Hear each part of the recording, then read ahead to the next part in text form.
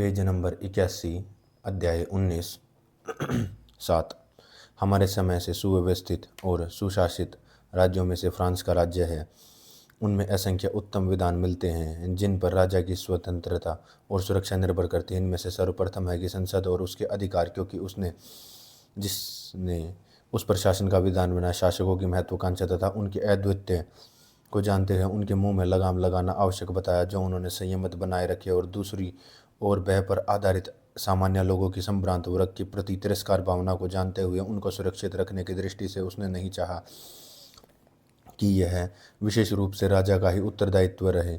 उस अप्रसन्नता से उसके मुक्त रखने के लिए जो सामान्य जन के प्रति पक्षपात करने की संभ्रांत वर्ग के मन में हो सकती है तथा संभ्रांत वर्ग के प्रति पक्षपात करने के समय वर्ग में हो सकती है, उस एक तीसरे को निर्णायक बना दिया, जो ऐसा हो कि राजा के उत्तरदायित्व से अलग रहकर संभ्रांत वर्ग को दबा सके और सामान्य वर्ग के पक्ष का समर्थन करे।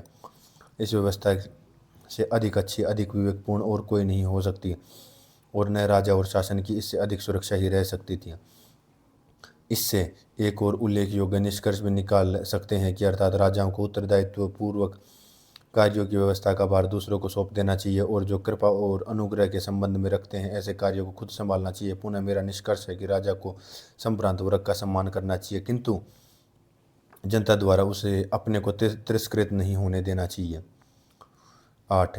बहुतों को ऐसे प्रतीत होगा कि यदि कुछ रोमन सम्राटों के जीवन और मृत्यु पर विचार किया जाए तो मेरे इस अभिमत के विपरीत उदाहरण मिलते हैं। कई मिलेंगे जिन्होंने सदा प्रशंसनीय जीवन बिताया और महान गुणों का परिचय दिया, फिर भी साम्राज्य खो दिया और वास्तव में अपनी प्रजा द्वारा मार डाले गए, जिसने उनके विरुद्ध षड्यंत्र किया। इन आपत्तियों का उत्तर देने की दृष्टि से कई सम्राटों के चरित्रों का विश्लेषण करूँगा और उनके पतन के कारणों के दिखाते हुए करूँगा कि वे उनका विरोध नहीं करते जो मेरा द्वारा प्रतिपादित किए गए हैं। उस प्रसंग में उन बातों ही का विचारार्थ प्रस्तुत करूँगा जो उन कालों की घटनाओं के पाठकों को महत्वपूर्ण लगेंगी, और मेरे लिए उन सब सम्राटों का उदाहरण देना पर्याप्त होगा जो मार्कुस दार्शनिक के शासन से लेकर मैक्सिमुनस तक के बीच हुए हैं। और ये मार्कुस तथा उसका पुत्र कोमोडुस पेर्टेनिकेस, जूलियानुस सेवेरुस तथा उसका पुत्र एंटोनियो कारालकाला, मकीनस, हेलियोगबालुस, अलेक्जेंडर, मैक्सिमिनुस। सबसे पहले देखने की बात है कि जहां दूसरे राज्यों में राजा को केवल संभ्रांत वर्ग की महत्वाकांक्षा तथा जनता की अवज्ञा के संघर्ष करना पड़ता है, वहां रोमन सम्राटों के सामने एक तीसरी कठिनाई थी, सैनिकों की निर्दयता और लालच का सामना। यह परिस्थिति इतनी विषम थी कि अनेक सम्राटों के विनाश का कारण सिद्ध हुई, क्योंकि सैनिकों तथा जनता दोनों को संतुष्ट रखना कठिन था। कारण कि जनता की शक्ति चाहती थी और इसलिए सौम्य राजाओं को पसंद करती थी, और सैनिकों ऐसे राजा को पसंद करते थे जो युद्ध प्रिय होता था, जो उद्यत, क्रूर और लोभी हों। इन बातों के लिए आवश्यक था कि वह जनता के विरुद्ध इनका प्रयोग करे, जिससे इनके वेतन दुगने हो सकें और वे अपने लोभ और निर्दयता का आनंद उठा सकें। 10। इन बातों का परिणाम यह हुआ कि वे सम्राट जो स्वभाव से या राजनीतिक शिक्षा द्वारा इस गुण के लिए प्रसिद्ध नहीं थे जिससे कि वे उनके द्वारा तथा दूसरे के काबू में रख सकते थे, हमेशा नष्ट हो जाते थे। उनमें से अधिकांश, और विशेष करके जो राज्य के लिए बिल्कुल नए थे, इन दो परस्पर विरोधी भावों से संघर्ष की कठिनाई को देखकर सैनिकों को संतुष्ट रखने की चेष्टा करते थे और जनता की भावना को ठेस पहुंचाने की कम चिंता करते थे। इस मार्ग का अनुसरण करना उनके लिए आवश्यक था, क्योंकि किसी न किसी वर्ग की घृणा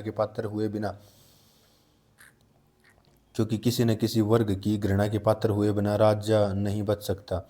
उन्हें सबसे पहले किसी वर्ग के द्वारा घृणित न होने का प्रयत्न करना चाहिए, और जब वे इसका अनुसरण न कर सकें तो उन्होंने उन वर्गों की घृणा से बचने का भरसक प्रयत्न करना चाहिए जो ज़्यादा शक्तिशाली, किंतु वे सम्राट जिन्हें नए होने के कारण असाधारण समर्थन की आवश्यकता थी, जनता का पक्ष न लेकर सैनिकों का सहारा लिया, किंतु यह उनके लिए हितकर हुआ या अहितकर इस पर निर्भर करता है कि वह राजा उन पर अधिकार रखना चाहता था या नहीं। 11। ऊपर बताए गए कारणों का परिणाम हुआ कि मार्कुस पेर्टेनिकस तथा अलेक्जेंडर भी सौम्य स्वभाव के थे, न्यायप्रिय थे, निर्दयता के शत्रु थे, दयालु और उदार। मार्कुस को छोड़कर सभी का अंत दुखद हुआ। केवल मार्कुस सम्मान पूर्वक जिया और मरा, क्योंकि वैधानिक दृष्टि से उत्तराधिकारी के रूप में उसे साम्राज्य प्राप्त हुआ था। उसे न सेना की और न जनता की स्वीकृति प्राप्त करने की आवश्यकता थी। उसके अतिरिक्त उसमें अनेक गुण थे जिनके कारण वह श्रद्धाभाजन बन गया था। और जब वह जीवित रहा सदा उसने दोनों वर्गों का उनकी सीमाओं के भीतर रखा और कभी घृणित न हुआ न तिरस्कृत हुआ, क्योंकि किंतु पेर्तेनेकस सेना की इच्छा के विरुद्ध सम्राट बनाया गया था, जो कोमोडुस के राज्य में स्वेच्छाचारिता का जीवन बिताने की अभ्यस्त हो गई थी। वह सेना ईमानदारी का जीवन बिताना सहन नहीं कर सकी। जिस प्रकार पेर्तेनिकस उसे चलाना चाहता था, इस प्रकार उसने अपने लिए घृणा का वातावरण उत्पन्न कर लिया था। घृणा का वातावरण उत्पन्न कर लिया था और वृद्धि होने के कारण इस घृणा का के साथ तिरस्कार की भावना और जुड़ गई। अतः अपने शासन के आरंभ काल में ही वह नष्ट हो गया। 12 और यहाँ यह ध्यान देने की बात है कि घृणा जैसे बुरे कामों से उत्पन्न होती है, उसी प्रकार अच्छे कामों से भी। किंतु जैसा मैंने ऊपर कहा है कि राजा को राज्य पर अधिकार बनाए रखने के लिए अच्छा न बनने रहने के लिए प्रायबाध्य होना पड़ता है, क्योंकि जब वह वर्ग चाहे जनता का हो या सैनिकों का हो या संभ्रांत लोगों का, या अपनी सत्ता बनाए रखने के लिए तुम्हें किसकी आवश्यकता मालूम पड़े, यदि भ्रष्ट हो तो तुम्हारे लिए उसको संतुष्ट करने के लिए उनके मिजाज के अनुसार ही चलना उचित है। ऐसी स्थिति में अच्छे काम तुम्हारे लिए अहितकर होंगे। जब अलेक्जेंडर की ओर मुड़े, वह इतना उदार हृदय था कि उसकी जो प्रशंसाएं की गई हैं उनमें यह एक है कि 14 वर्षों में जो साम्राज्य पर अधिकार रहा, बिना मुकदमा चलाए कभी कोई भी नहीं मारा गया। तथापि उसे दुर्बल तथा अपनी माता द्वारा शासित होने वाला आदमी कहा गया और इसके कारण उसकी अवमानना होने लगी। सेना ने उसके विरुद्ध षड्यंत्र किया और उसका वध कर डाला। 13 इसके विपरीत कोमोडुमस, सेवरुस, अंतेन्यो, कारलकाला तथा मार्सिमिनो के गुणों की ओर जब देखते हैं तो उन्हें अत्यंत क्रूर तथा अत्यंत खुखार पाते हैं। वे सेना को संतुष्ट करने के लिए, किसी प्रकार का अत्याचार करने के लिए बाज नहीं आए तो जनता पर किया जा सकता है। और सेवेरूप को छोड़कर सभी का अंत दुखद हुआ, क्योंकि सेवेरूस में इतने गुण थे कि सेना को अपना मित्र बनाए रखते हुए भी यद्यपि जनता उसके द्वारा पीड़ित थी, वह अंत तक सदा सुखपूर्वक राज्य कर सका, क्योंकि उसको उनके उन गुणों ने सेना और जनता की ही दृष्टि में ऐसा प्रशंसा का पात्र बना दिया था कि जनता एक प्रकार से स्तंभित और भयभीत रहती थी और सेना श्रद्धापूर्वक संतुष्ट। और क्योंकि नए राज्य के रूप में उनके महान और उल्लेखनीय भी थे, मैं संक्षेप से संकेत करता चाहता हूँ कि एक सिंह और लोमड़ी के चरित्रों की विशेषताओं का प्रयोग करना बहुत ही अच्छी तरह जानता था। मैंने पीछे कहा कि इन दोनों के स्वभाव का अनुकरण करना एक राजा के लिए आवश्यक है। 14 सेवरुस सम्राट जूलियानुस की अकर्मण्यता से परिचित था। उसने अपनी सेना को राजी कर लिया, जिसका कि वह सत्यावोनिया में सेनापति था, कि उसके लिए रोम जाकर पेर्तिनेकस के वध का बदला लेना अच्छा होगा, जो कि प्रीटोरियन सैनिकों द्वारा मार डाला गया था। जिसकी आड़ में साम्राज्य की महत्वाकांक्षा को बिना प्रकट किए सेना को रोम के विरुद्ध रवाना कर दिया। और इसके पहले कि उसके अभियान का किसी को पता चलता, वह इतालिया पहुंच गया। उसके रोम पहुंचने पर भय के कारण सेनेट ने उसे सम्राट निर्वाचित कर दिया और जूलियनों को मार डाला। इस प्रारंभ में के पश्चात पूरे साम्राज्य का एकाधिपति होने के लिए सेवरुस के सामने दो कठिनाइयां थी। एक एशिया में, जहां एशियाई सेनाओं के सेनापति पेशनियो निग्रो ने अपने को सम्राट घोषित करवा दिया था, और दूसरी पश्चिम में, जहां अल्बिनो का था, वह भी साम्राज्य का महत्वाकांक्षी था। और क्योंकि दोनों के विरुद्ध शत्रुता प्रकट करना उसने विपदजनक समझा, उसने निग्रो पर चढ़ाई करने और अल्बिनो को धोखा देने का यह निश्चय किया। उसने लिखा कि सेनेट द्वारा सम्राट निर्वाचित होने पर वह उस सम्मान में उसको साझी बनाना चाहता था, और उसको उसने सीजर की उपाधि भेजी और लिखा कि सेनेट की कार्रवाई में वह उसका हिस्सेदार बने। अल्बिनो ने इन बातों को सब समझकर स्वीकार कर लिया, किंतु जब सेवरुस ने निग्रो को जीत लिया और उसे मार डाला तथा पूर्वी साम्राज्य को शांत कर दिया, तो रोम लौटकर उसने सेनेट में अभियोग लगाया कि किस प्रकार अल्बिनो ने उससे प्राप्त अनुग्रह का ख्याल न करके धोखा दिया और वध करने का प्रयत्न किया। अतः इस कृतज्ञता के लिए जाकर उसे दंड देना और उसके लिए अनिवार्य हो गया था। उसके पश्चात उसकी खोज में वह फ्रांस गया और उससे साम्राज्य, सम्मान तथा जीवन छीन लिया।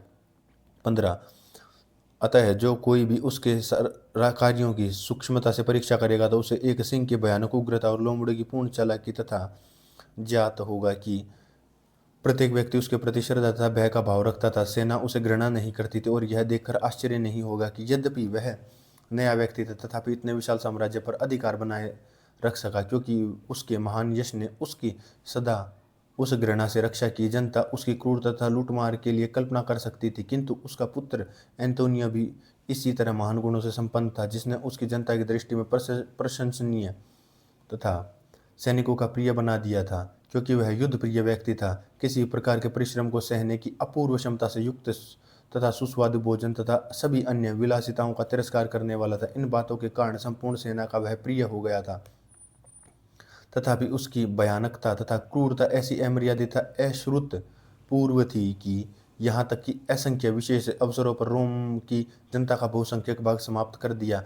अलेक्जेंड्रिया के सब निवासी मार डाले गए। समस्त संसार उससे अत्यंत घृणा करने लगा और वे भी उससे भयभीत रहने लगे, जो अत्यंत निकट रहते थे। यहाँ तक कि अंत में अपनी सेना के बीच में वह एक चतुर्यान सेनापति द्वारा मार डाला गया। 16 यहाँ तक ध्यान देने की बात है कि इस प्रकार की हत्याएं जो हठी व्यक्ति के दुराग्रह के परिणाम स्वरूप होती हैं, राजा के लिए अवश्यंभावी हैं, क्योंकि जो कोई मरने से नहीं डरता ऐसा अपराध कर सकता है। किंतु राजा को उनसे कम ही डरना चाहिए, क्योंकि वे अत्यंत विरल होते हैं। उसे केवल इस बात से सावधान रहना चाहिए कि उसकी सेवा करते हैं और उसके राज्य की सेवा के लिए उसके समीप रहते हैं, उनमें से किसी को गंभीर क्षति न पहुंचावें, जैसे कि एंटोनियो ने किया था। उसने उससे चेतुरियन के एक भाई को गहित ढंग से मरवा डाला और वह प्रतिदिन आतंकित करता था, तो भी उसे अपने अंगरक्षकों में रखे रहा। यह जैसा कि घटित हुआ भयावह तथा घातक कार्य था। 17 अब कमोडुस पर आते हैं। उसके लिए साम्राज्य पर अधिकार बनाए रखना बहुत सहज था, क्योंकि मार्कुस का पुत्र होने के कारण से वह उत्तराधिकार के रूप में उसे प्राप्त हुआ था। सेना तथा जनता को संतुष्ट रखने के लिए केवल पिता के चरण चिन्हों का अनुसरण करना उसके लिए पर्याप्त था, किंतु स्वभाव से निर्दय तथा पाशविक होने के कारण जनता पर अपनी लोभ वृत्ति का प्रयोग कर सकने के लिए उसने सेना का उपयोग किया और उसे स्वेच्छाचारी बना दिया। दूसरी ओर अपनी प्रतिष्ठा की ओर न देखकर ग्लैडिएटरों से लड़ने के लिए प्राय अखाड़ों में उतार कर और शाही महिमा के प्रतिकूल अनेक दूसरे तुच्छ कार्य करने के कारण सैनिकों की दृष्टि में घृणा का पात्र हो गया। एक ओर से घृणा का पात्र होने तथा दूसरी ओर से तिरस्कृत होने के कारण उसके विरुद्ध षड्यंत्र किया गया और उसका वध कर दिया गया। मैक्सिमिनस के गुणों का कथन शेष रह जाता। वह अत्यंत युद्ध प्रिय व्यक्ति अलेक्जेंडर, जिसके विषय में पीछे कह चुके हैं कि पुरुषहीनता से अप्रसन्न होकर सेना ने उसके मरने के बाद मैक्सिमुनिस को सम्राट निर्वाचित किया। उसने ज़्यादा दिन राज्य नहीं किया, क्योंकि दो बातों ने उसे घृणित और तिरस्कृत बना दिया। एक है उसका अत्यंत अज्ञात वंश का होना। थ्रस में उसने किसी समय भेड़ों को चराया था, यह बात हर कोई जानता था और इसने हर किसी की दृष्टि में उसे हेय बना दिया था। दूसरी थी कि क्योंकि अपने सम्राट होने की घोषणा कर होने के बाद भी उसने रोम जाकर साम्राज्य पद पर अधिकार करना स्थगित कर रखकर अपने लिए अत्यंत निर्दय होने की धारणा बैठा दी। इसका कारण यह था कि रोम में तथा साम्राज्य के प्रत्येक भाग में उसके प्रशासक थे, उन्होंने बड़ी निर्दयता का व्यवहार किया। परिणाम यह हुआ कि सारा संसार उसके वंशजात जीवन के प्रति तिरस्कार की भावना से, उसकी नृशंसता के डर से उत्पन्न घृणा की भावना से विचलित हो गया। पहले अफ्रीका ने विद्रोह किया, फिर रोम की पूरी जनता के साथ सेनेट और संपूर्ण इतालिया ने उसके विरुद्ध षड्यंत्र कर दिया।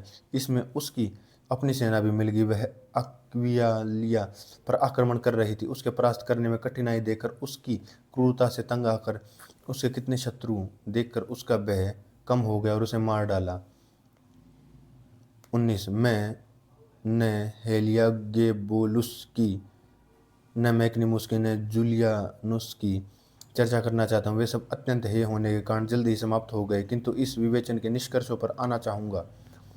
मेरा मत है कि हमारे समय में वे राजाओं के सामने अपने राज्य में सेना को विशेष रूप से संतुष्ट रखने के लिए कम कठिनाइयाँ हैं, क्योंकि यद्यपि यह आवश्यक है कि उनको कुछ रियायत देनी चाहिए कि, तथापि यह समस्या शीघ्र ही हल हो जाती है, क्योंकि इनमें से कोई भी राजा सेना की स्थायी रूप से एक नहीं रखता। जो रोमन साम्राज्य की सेनाओं के समान उसके सरकार के विकास तथा उसके राज्य की शासन व्यवस्था मजबूत हुई, किंतु यदि उस समय जनता की अपेक्षा सेना की अधिक संतुष्ट रखना आवश्यक था, इसका कारण था कि सेना जनता से अधिक शक्तिशाली थी। अब तुर्क और सोल्दान को छोड़कर सभी राजाओं के लिए सैनिकों की अपेक्षा जनता को संतुष्ट रखना अधिक आवश्यक है, क्योंकि जनता उससे ज़्यादा शक्तिशाली है। 20 तुर्क को मैंने इसलिए छोड़ दिया क्योंकि वह सदा 12,000 पैदल सेना तथा 15,000 अश्वरोही सैनिक तथा अपने साथ रखता, जिन पर उसके राज्य की सुरक्षा और शक्ति पर निर्भर करती थी। और उसके लिए यह आवश्यक था कि अन्य सब बातों को गौण स्थान देकर उनके साथ मित्रता रखता। सोल्दान का शासन भी ऐसा ही था। पूरी तरह से सेना के हाथ में होने से उसके लिए भी यह आवश्यक था कि जनता कोई ध्यान न रखकर उसके साथ मैत्री भाव रखे। और तुम्हें यह देखना है कि सोल्दान का यह राज्य अन्य सभी राज्यों से भिन्न है, जबकि क्रिश्चियन पोप के राजा से मिलता है। जैसे कि वंशानुगत राज्य कहा जा सकता है नया नया राज्य, किंतु क्योंकि दिवंगत राजा के पुत्र उसके उत्तराधिकारी के रूप में राजा नहीं बन सकते, किंतु वह तो उस पद के लिए उनके द्वारा निर्वाचित किया जाता था। जिन निर्वाचित करने का अधिकार है राजा बनता है, और इस प्रथा के प्राचीन होने के कारण उसे नया राजा नहीं कहा जा सकता, क्योंकि उनमें से कोई कठिनाई सामने नहीं आती जो नए राज्य में होती है। और यद्यपि राजा नया रहता है तथा उस राज्य की प्रथाएं पुरानी होती हैं, अतः ऐसी व्यवस्था की जाती है कि निर्वाचित राजा को इस प्रकार स्वीकार किया जाता है जैसे वह वंशानुगत राजा हो। 21 किंतु अपने विषय पर आए, मैं कहूँगा कि जो कोई ऊपर लिखा है विवेचन पर विचार करेगा, वह देखेगा कि यह घृणा या तिरस्कार उन सम्राटों को नष्ट होने का कारण था जिनका मैंने नामोल्लेख किया है। और यह भी ज्ञात होगा कि किस प्रकार ऐसा हुआ कि उनमें से कुछ ने एक मार्ग का अनुसरण किया और कुछ ने बिल्कुल इसके विपरीत। इन दोनों मार्गों पर चलने वालों में से केवल एक सुखी दिखता है, और दूसरा दूसरों का दुख पूर्ण अंत हुआ, क्योंकि पेरते नेकस और अलेक्जेंडर के नए राजा होने के कारण मार्कुस का अनुकरण करने की इच्छा करना व्यर्थ है और घातक सिद्ध हुआ, जो वंशानुगत उत्तराधिकार प्राप्त राजा था। और इसी प्रकार काराकल्ला, कम्मोडुस और मैक्सिमिनुस और सेवेरुस का अनुकरण करना भयानक भूल हुई, क्योंकि उनमें वे गुण नहीं थे जो उनके चरण चिन्हों पर चलने के लिए पर्याप्त होते। संक्षेप से, एक नया राजा एक नए राज्य में मार्कुस के कार्यों का अनुकरण नहीं कर सकता। सेवरुस के कार्यों का भी अनुकरण करना आवश्यक नहीं, किंतु सेवरुस के उन गुणों का ग्रहण करना चाहिए जो अपने राज्य की नींव सुदृढ़ बनाने के लिए आवश्यक, और मार्कुस से जो पहले से ही स्थिति सुदृढ़ राज्य पर अधिकार बनाए रखने के लिए सुविधापूर्ण तथा यशकर हो। 20वां अध्याय। क्या दुर्ग तथा बहुत से अन्य साधन जो राजा द्वारा लोगों के निर्मित किए जाते हैं उपयोगी हैं या नहीं? 1 कुछ राजाओं ने अपने राज्य पर निरापद रूप से अधिकार बनाए रखने के लिए अपनी प्रजा को निशस्त्र रखा, तथा अन्य राजाओं ने अपने अधीन नगरों में फूट डालकर विभाजित कर रखा है। कुछ ने स्वयं को अपने विरुद्ध शत्रुता को पनपा रखा है। कुछ दूसरे राजाओं ने उनको अपनी ओर मिलाने का प्रयत्न किया है, और जो आरंभ में उनके प्रति संदिग्ध दृष्टि से देखे जाते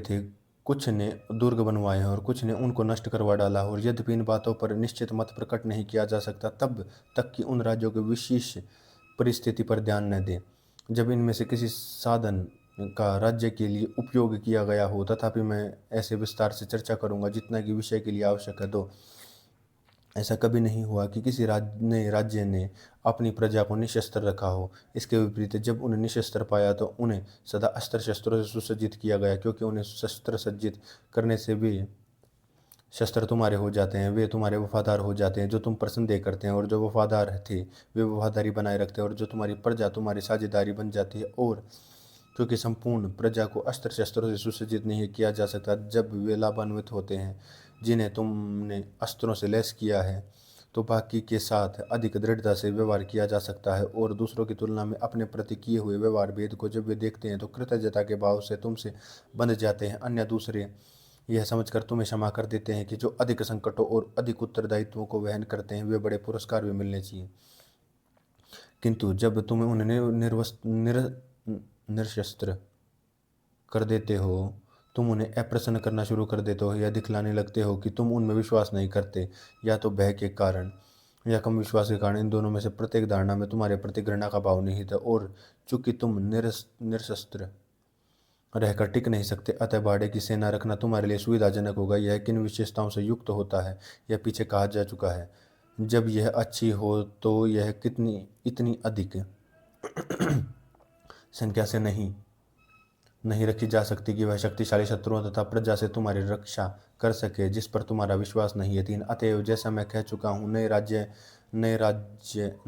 राज्य में सदा सेना की व्यवस्था रखते आए हैं और इसके उदाहरणों से इतिहास भरा पड़ा है। किंतु जब कोई राजा नए राज्य प्राप्त करता है जिसने अपने पुराने राज्य में उसके अंग के रूप में मिला लेता है, तो ऐसी स्थिति में उस राज्य को निरशस्त्र रखना आवश्यक है। उनको छोड़कर जो उसको प्राप्त करने में तुम्हारे साझेदार रहे हैं, इनको भी साथ ही रखकर अवसर देखकर निर्बल और प्रभाव रहित बनाना आवश्यक है तथा तुम्हें ऐसी व्यवस्था करनी चाहिए कि तुम्हारे राज्य को संपूर्ण हथियार तुम्हारे अपने उन सैनिकों के हाथ में रहें जो तुम्हारे पुराने राज्य के समीप रहे हैं। 4 हमारे पूर्वज जो बुद्धिमान के रूप में प्रतिष्ठा प्राप्त थे, कहते आए हैं कि पस्तोइया को फूट द्वारा और पीसा के दुर्गों के द्वारा अधिकार में रखना चाहिए और इसलिए अपने किसी अधिकार क्षेत्र पर अधिक आसानी से अधिकार बनाए रखने के लिए फूट डाल दिया करते थे।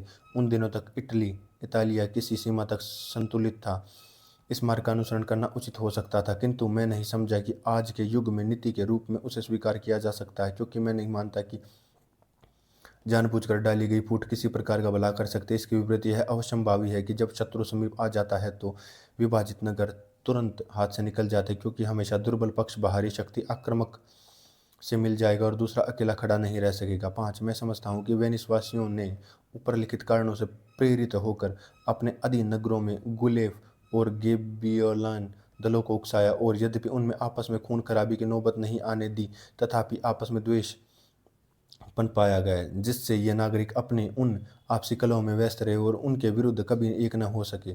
यह जैसा कि स्पष्ट है कि इनके लिए आगे अनुकूल सिद्ध नहीं हुआ, क्योंकि बैला में पराजित होने पर उनमें से एक दल ने ऐसा किया और उन्हें पूरे राज्य से वंचित कर दिया। इसी प्रकार की नीति राजा की दुर्बलता सिद्ध करती है, क्योंकि एक सुदृढ़ राज्य में ऐसे दलबंदी को कभी नहीं पनपने दिया जाएगा, क्योंकि यह केवल शांति के समय लाभदायक हो सकती है, ऐसे साधन के रूप में जिसे प्रजा पर अधिक आसानी से अधिकार रखा जा सकता है। किंतु जब युद्ध छिड़ता है तो ऐसे साधनों के दोष प्रकट हो जाते होते हैं।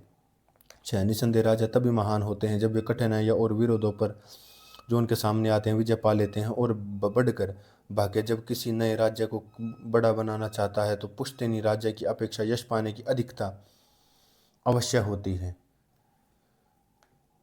उसके शत्रु सम उत्पन्न कर देता है और उन पर आक्रमण करने के लिए प्रेरित करता है, जिससे कि उसको उन्हें विजित करने का अवसर मिले और उसे निशाने पर जो उसके शत्रु उसके लिए आते हैं और ऊंचा चढ़ा देते हैं। इसलिए बहुतों का मत है कि बुद्धिमान राजा जब अवसर मिले चतुराई से अपने प्रति कहीं शत्रुता उत्पन्न करवा दें, जिससे उसे दबाने की उसकी महानता में उसकी अधिक वृद्धि हो।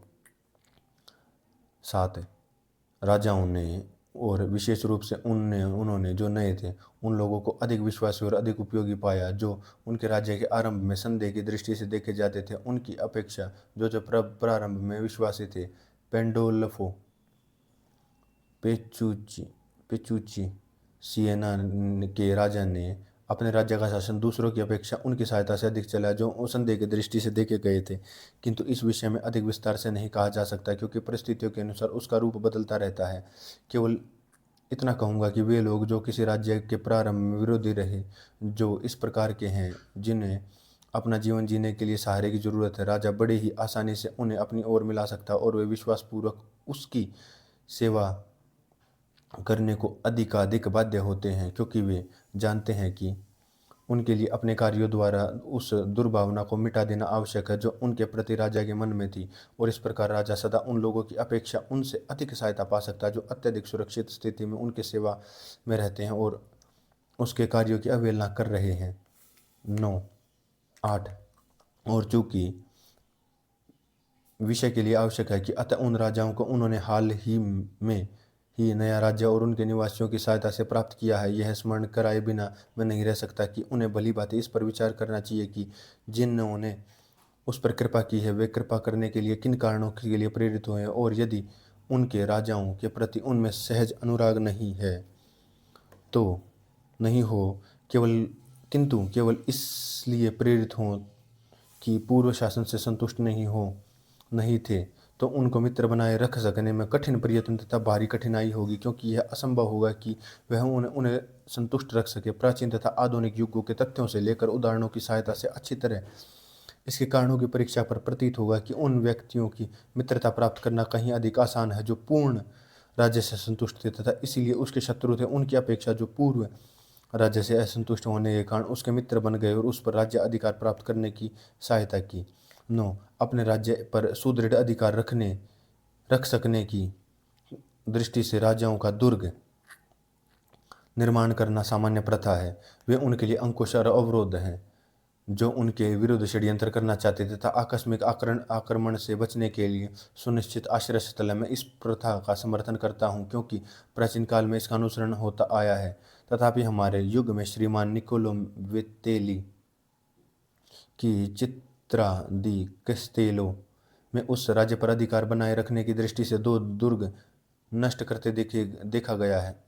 उर्बिनो के ड्यूक गुइदो उब्लादो ने जब अपने अधिकृत प्रदेश प्राप्त किए जहां से उसने चेसेरो बोर्जा के भाग दिया था, उस पूरे प्रदेश के दुर्गों को धराशायी करवा डाला। उसने सोचा कि उसके बिना उस राज्य को फिर से खोना बहुत कठिन है, और बोलोन बटोने पर बेनती बोलियो ने भी वही मार्ग अपनाया। अतएव दुर्ग उपयोगी है या नहीं परिस्थिति पर निर्भर करता है, और यदि एक समय वह तुम्हारे लिए हितकर होते हैं तो दूसरे समय में हानिप्रद सिद्ध होते हैं। इस विषय का इस प्रकार विवेचन किया जा सकता। 10, उस राज्य को दुर्ग निर्मित कराना चाहिए जिस बाहर के लोगों की अपेक्षा जनता का अधिक व्यय है, किंतु उससे चिंता न करनी चाहिए जिसे जनता की अपेक्षा बाहर के लोगों से अधिक व्यय हो। मिलान के गढ़ ने जिसे फ्रांचेस्को स्पोर्ता ने वहाँ बनवाया, स्पोर्ता परिवार के साथ जितने युद्ध कराए हैं और जितने अधिक कराएगा उस राज्य में इतने अन्य किसी अवस्था के कारण नहीं हुए।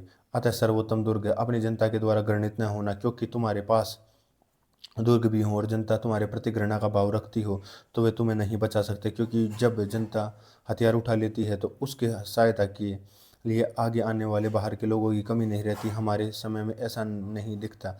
जब दुर्गों के किसी राजा को लाभ पहुंचेगा तो फोरलो के काउंट की रानी छोड़कर सब उसके प्रति काउंट जेरोलामो को मार डाला, क्योंकि उसके माध्यम से जनता के पहले आक्रमण से वह बच गई, मिलान से आने वाली सहायता की प्रतीक्षा कर सकी और राज्य को फिर प्राप्त कर सकी।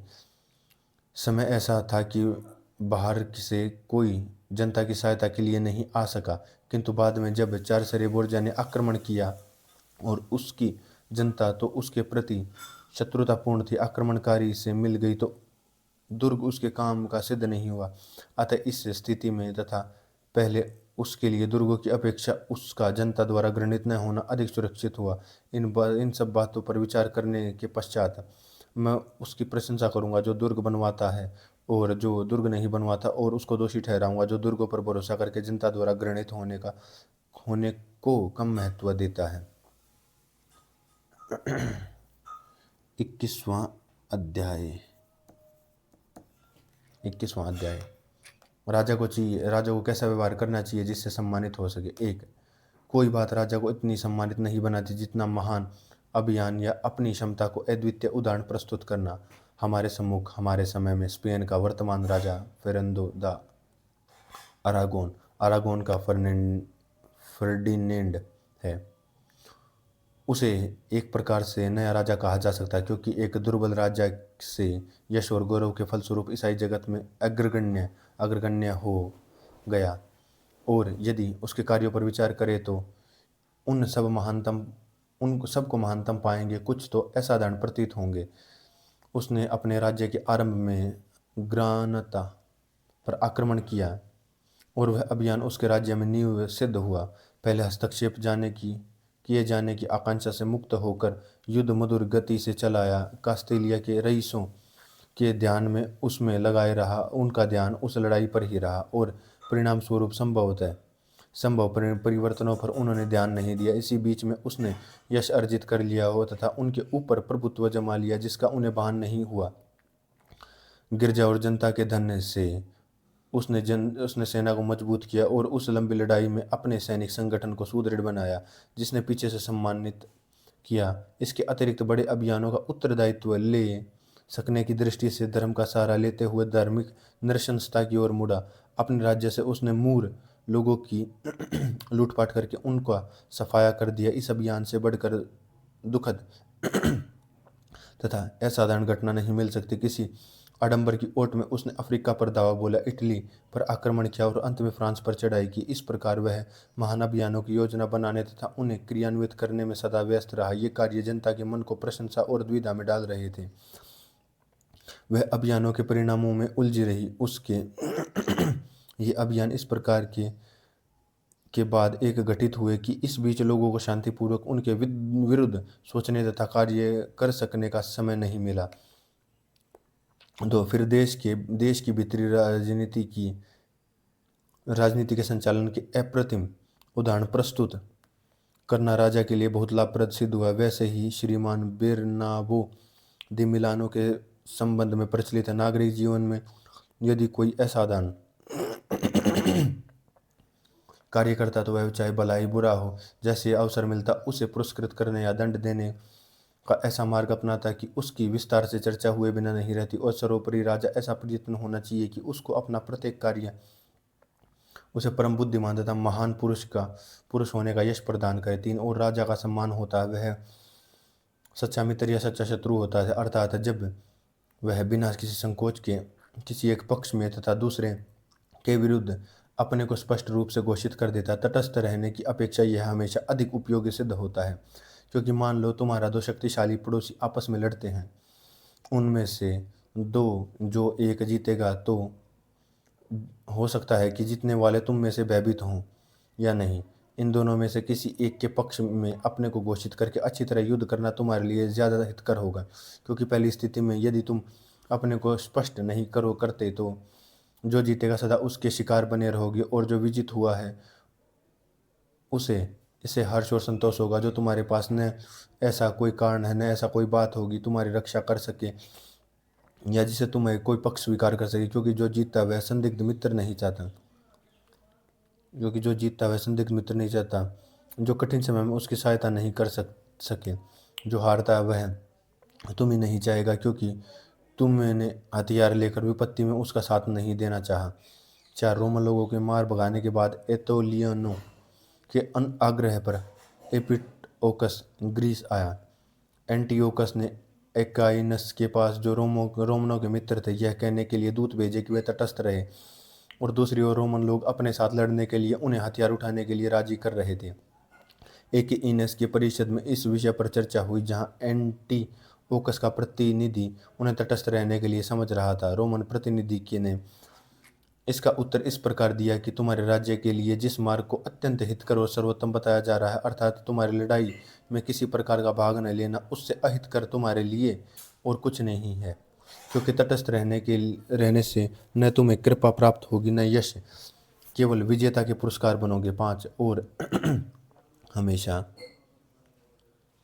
हमेशा यह होगा कि जो मित्र नहीं है वह तुमसे तटस्थ रहने के लिए आग्रह करेगा, और जो तुम्हारा मित्र है वह चाहेगा कि तुम खुले तौर पर हथियार लेकर युद्ध करो। आसन्न विपत्ति से बचने की दृष्टि से अनिश्चयी राजा प्राय तटस्थ रहने का मार्ग को अपनाते हैं और प्राय नष्ट हो जाते हैं। किंतु जब तुम किसी एक पक्ष के साथ वीरतापूर्वक युद्ध करने की घोषणा कर देते हो, यदि वह जिसका तुम साथ दे रहे हो जीतता है, भले ही वह शक्तिशाली और तुम उसकी मर्जी पर निर्भर हो, तो भी वह तुम्हारे प्रति कृतज्ञ रहेगा और तुम्हारा मित्र रहेगा। और मनुष्य भी कभी इतना बेईमान नहीं हो सकता कि इतनी सहायता करने वाले को कृतज्ञतापूर्वक दबा दे। फिर विजयी इतनी पूर्ण कभी नहीं होती कि विजेता किसी प्रकार का विशेष करके न्याय के प्रति विचार ही न रखे। किंतु यदि वह हार जाए जिसका तुमने साथ दिया, तो उसके द्वारा तुम्हारा स्वागत होगा, और जितना संभव है यदि तुम्हारी सहायता करेगा, और तुम उसके भाग्य के साथी हो जाते हो तो फिर उदय हो जाता है। दूसरी स्थिति में जब आपस में लड़ने वाले इस कोटि के हैं, तुम्हें उससे डरने की कोई ज़रूरत नहीं है। जो जीते तब एक पक्ष के साथ मिल जाना और सभी बुद्धिमानों का काम होगा, क्योंकि उस स्थिति में तुम ऐसे की सहायता से दूसरों को नष्ट करने में सहायक होगे, जिससे यदि वह साझेदार है तो बचना चाहिए और जीतने पर तुम्हारे निर्णयाधीन रहेगा, तथा यह असंभव है कि तुम्हारी सहायता से वह न जीते। 6। और इस प्रसंग से यह ध्यान देने योग्य है कि एक राजा को दूसरों पर आक्रमण करने के लिए अपने से शक्तिशाली राजा का कभी साथ न देने के प्रति सावधान रहना चाहिए, यदि जैसे के पीछे कहा जा चुका है परिस्थिति से वह बाध्य न हो, क्योंकि जीतने पर तुम उसकी कृपा पर निर्भर रहोगे। और राजाओं को जहाँ तक संभव हो दूसरों के निर्णयाधीन रहने से बचने का प्रयत्न करना चाहिए। वेनिसवासी मिलान के ड्यूक के विरुद्ध फ्रांस में मिल गए, वे उस मैत्री से बच सकते हैं जिस उससे वे नष्ट हो गए, किंतु जब उसे बचा न सके, जैसा कि फ्लोरेंस वासियों के साथ हुआ जब पोप तथा स्पेन ने सेना लेकर लोम्बर्दी पर आक्रमण किया, तो राजा को ऊपर बताए गए कारणों से किसी पक्ष से मिल जाना चाहिए। यह भी कभी नहीं माना जा सकता कि कोई राज्य अपने लिए बिल्कुल निरापद मार्ग चुन सकता है। इसके विपरीत यह समझना चाहिए कि अपनाया जाने वाला मार्ग संदिग्ध है, क्योंकि संसार के कार्यों की गति ऐसी ही है कि किसी अन्य झंझट में पड़े बिना पहले झंझट से कभी मुक्ति नहीं मिल सकती, किंतु बुद्धिमानी झंझटों के प्रवृत्ति समझना, पहचानने में तथा कम दुखप्रद को अच्छा समझकर अपनाने में है। 7। फिर राज्यों राजा की गुणी व्यक्तियों को आश्रय प्रदान करके तथा कला में निष्णात व्यक्तियों का सम्मान करके अपने को योग्यता का प्रशंसक प्रदर्शित करना चाहिए। अतएव अपने नागरिकों को प्रोत्साहित करना चाहिए जिससे वे शांतिपूर्वक अपना पेशा चला सके, चाहे व्यापार में हो, कृषि में लगे हों या मनुष्य के अन्य किसी व्यवसाय में हो। उन्हें अपनी जायदाद की श्रीवृद्धि करने में संकोच न हो, इस वजह से कि वह छीन न ली जाए, तथा दूसरे करों के डर से व्यापार न करें। उन्हें पुरस्कृत करने की योजना बनानी चाहिए। जो कार्य वे करना चाहते हों या किसी भी प्रकार से अपने नगर या अपने राज्य का विकास करने का कोई भी विचार रखते हों। इसके अतिरिक्त वर्ष के सुविधाजनक अवसरों पर जनता का उत्सवों और प्रदर्शनों द्वारा उसे मनोरंजन करना चाहिए। और चूंकि प्रत्येक नगर शिल्पी संघों के और वर्गों के में विभक्त होता है, अतः उन समिति संगठनों का ध्यान रखना चाहिए और कभी कभी उनके सम्मेलनों में भाग लेना चाहिए। अपनी शिष्टता और उदारता का परिचय देना चाहिए, तथापि अपने पद की मर्यादा सदैव बनाए रखे और किसी भी स्थिति में इसमें कमी नहीं आनी चाहिए। 22वां अध्याय सचिवों के संबंध में जिन्हें राजा अपने पास रखते हैं। 1। मंत्रियों का चुनाव भी राजा के लिए बहुत कम महत्व का नहीं है। वे अच्छे हैं या नहीं राजा के विवेक पर निर्भर करता है। अतः किसी राजा की बुद्धि के बारे में पहले अनुमान उन व्यक्तियों को देखकर लगाया जा सकता है जो उसके आसपास रहते हैं, और जब वे सामर्थ्यवान और विश्वासी हों तो उसे विवेकी समझना चाहिए, क्योंकि उनकी योग्यता को उसने पहचाना है और उनका विश्वास प्राप्त कर लिया है। किंतु यदि वे इसके विपरीत हों तो प्राय उसके विषय में अच्छा निर्णय नहीं दिया जा सकता, क्योंकि जो पहली भूल की है वह है इस चुनाव में ऐसा कोई नहीं था जो सियेना के राजा पंदोल्फो पेत्रुची के मंत्री श्रीमान एंटोनियो तथा बिनरिफो को जनता हो, और जिसने जिसने उसको अपना मंत्री चुनने के लिए पंदोल्फो को अत्यंत समझदार न कहा हो। 2। और क्योंकि बुद्धि तीन प्रकार की होती है। पहली अपने आप को समझती है, दूसरी दूसरों को समझने और देखने, तीसरी न स्वयं को समझती है न दूसरों को समझने पर समझाने पर समझती है। पहली श्रेष्ठतम है, दूसरी श्रेष्ठ है और तीसरी व्यर्थ है। यह स्वीकार करना पड़ेगा कि यदि पेंदोल्फो प्रथम श्रेणी में नहीं तो दूसरी में था, क्योंकि प्रत्येक बार जब कोई किसी के कार्य और कथन में क्या भला बुरा है उसको समझकर निर्णय कर सके, भले ही उसमें स्वयं आरंभ करने की क्षमता न हो, तो वह मंत्री के बुरे और भले कामों को समझ सकता है और भले की प्रशंसा करेगा और गलत कार्यों को सुधार कर सकेगा।